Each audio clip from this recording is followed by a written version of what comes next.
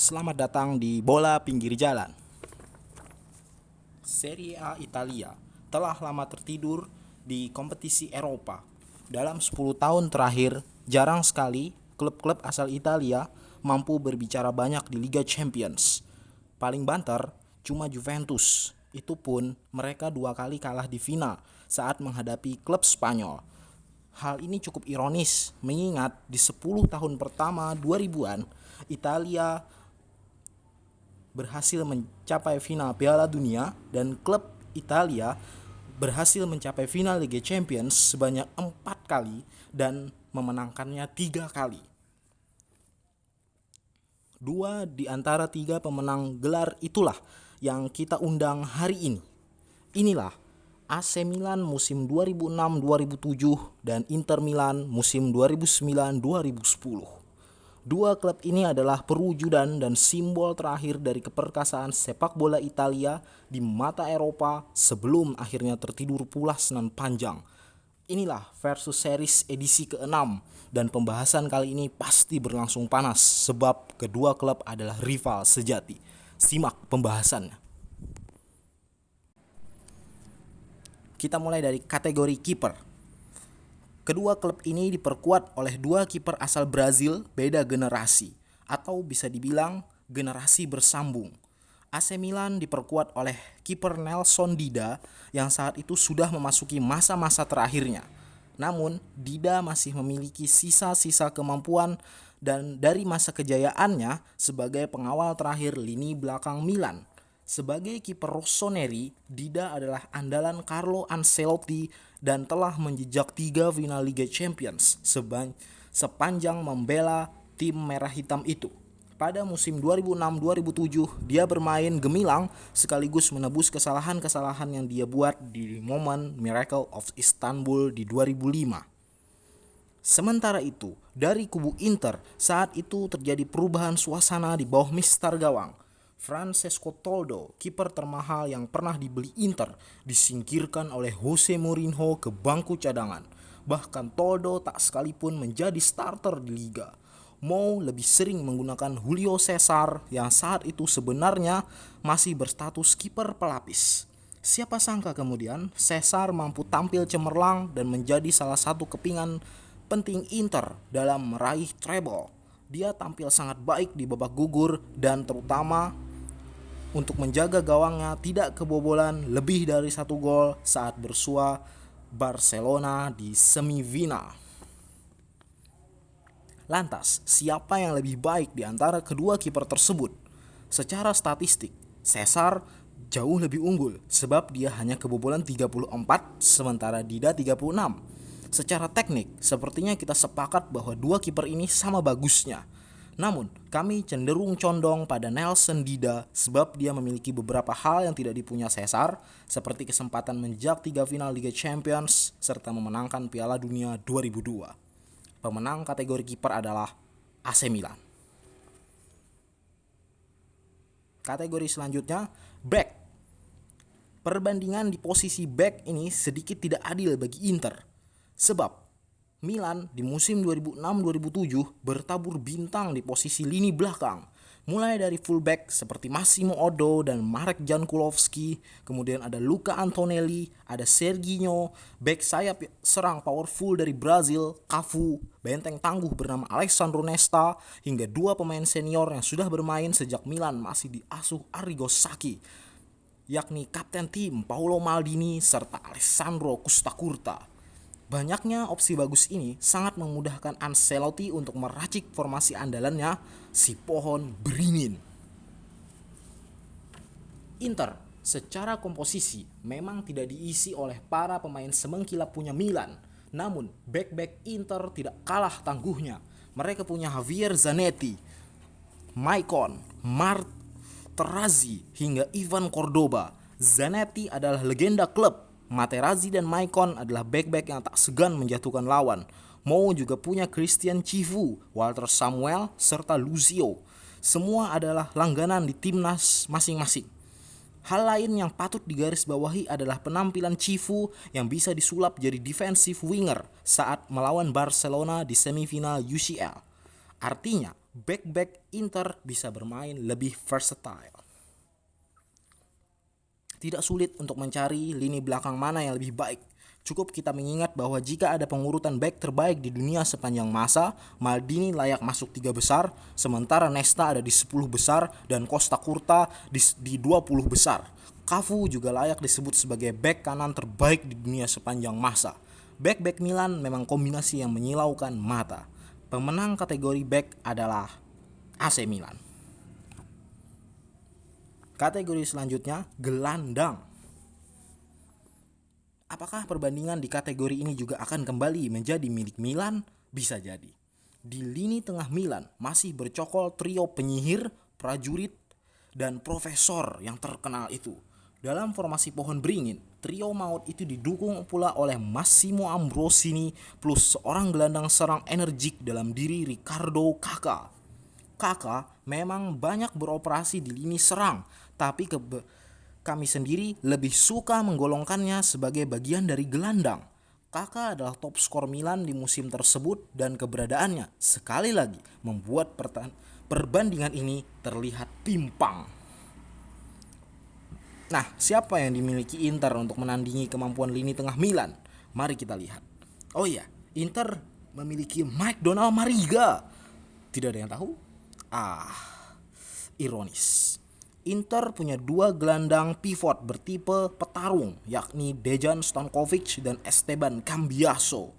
Untuk stok gelandang bertipe teknikal, ada Thiago Motta yang beroperasi lebih ke dalam dan Wesley Sneijder yang lebih menyerang. Masih ada Sule Montari sebagai backup semua pemain tersebut jika diperlukan. Siapa pemenangnya? Iya. Perbandingan kasar. Motta cukup bagus untuk gelandang Italia di masanya, tapi jika dibandingkan Pirlo, itu tidak adil. Cambiaso cukup tangguh, tapi dia tidak bisa bersaing dengan Gennaro Gattuso. Adapun Sneijder secara peran vital dalam permainan, hampir miriplah dengan Kakà. Hanya saja Kakà dapat Ballon d'Or, sementara Sneijder hanya bisa menahan sabar karena Ballon d'Or-nya kena tikung. Pemenangnya Milan lagi. Kategori selanjutnya, penyerang. Kepindahan Andriy Shevchenko ke Chelsea adalah sebuah kehilangan besar bagi Milan. Seandainya masih ada Seva, perbandingan ini akan sekali lagi dengan mutlak dimenangkan Milan. Sepeninggal Seva, lini depan Milan sebenarnya masih tetap seram. Masih ada Alberto Gilardino, Marco Borriello, Super Vipo yang bisa memanipulasi offside itu, serta Ronaldo Luis Nazario. Tidak salah, Ronaldo botak itu main di Milan musim itu. Meskipun masih memiliki nama-nama yang menonjol, lini depan Milan musim itu kurang bisa diandalkan. Inzaghi bahkan hanya mampu menyarangkan 2 gol di Liga Italia. Itu angka yang sangat mengecewakan.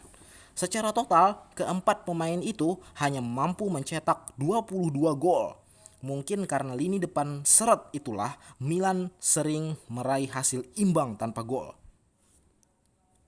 Situasi di Inter tidak jauh berbeda. Inter baru saja kehilangan Zlatan Ibrahimovic yang musim-musim sebelumnya adalah pendulang gol paling bisa diandalkan. Sebagai gantinya, mau mendapatkan striker Samuel Eto'o dan membeli seorang Diego Milito, striker Genoa yang bukan kelas atas. Yang sebagaimana dibayangkan fans, namun dia berhasil mencetak 20 gol untuk Inter di musim yang sama. Sementara Eto'o membuat 12 gol. Masih ada nama lain yaitu Goran Pandev yang lumayan sering diandalkan. Ya, kami tahu, di atas kertas lini serang Milan jauh lebih mengkilap. Namun kita harus fair, seorang penyerang tidak dinilai dari nama besarnya saja, tapi juga dari berapa gol yang dia cetak. Karena itulah Cristiano Ronaldo sekarang bermain untuk Al Nassr. Dalam hal ini, kami memilih Inter karena meski lini depan mereka tidak terlalu spesial, mereka mencetak lebih banyak gol. Pemenangnya Inter Milan. Pelatih, kategori selanjutnya. 2 pelatih pemenang Liga Champions. Mari kita mulai dari Milan. Klub ini diasuh oleh si miskin taktik Carlo Ancelotti. Nyatanya, Di musim 2006-2007, Ancelotti tidak miskin taktik. Dia berhasil mengubah pola permainan Milan lewat formasi beringinnya yang revolusioner. Ancelotti berani mengubah komposisi lini tengahnya yang selama ini sudah paten. Dia juga berani memainkan Ricardo Kakak dan berhasil mengeluarkan potensi maksimal sang maestro Brazil itu.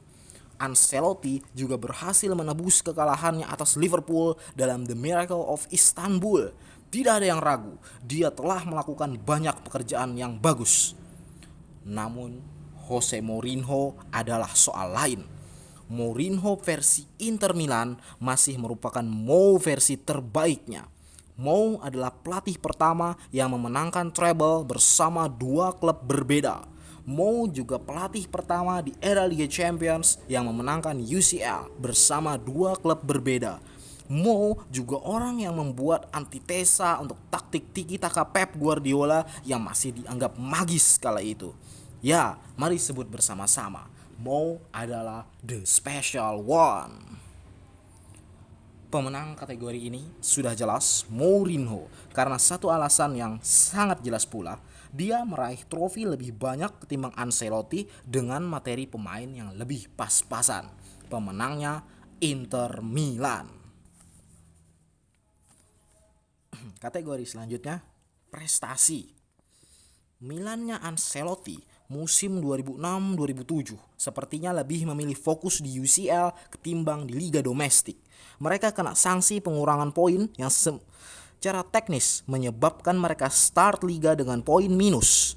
Musim itu UCL memang jadi satu-satunya gelar yang diraih Milan secara tim. Namun secara individu beda ceritanya. Ricardo Kakak mampu jadi aktor protagonis sekaligus bintang paling mengkilap bagi Milan. Dia mencetak 10 gol di UCL menjadikan dia menggondol sepatu emas. Dan meski kalah dengan Totti dalam perebutan European Golden Shoe, Kakak berhasil meraih gelar Ballon d'Or tahun 2007.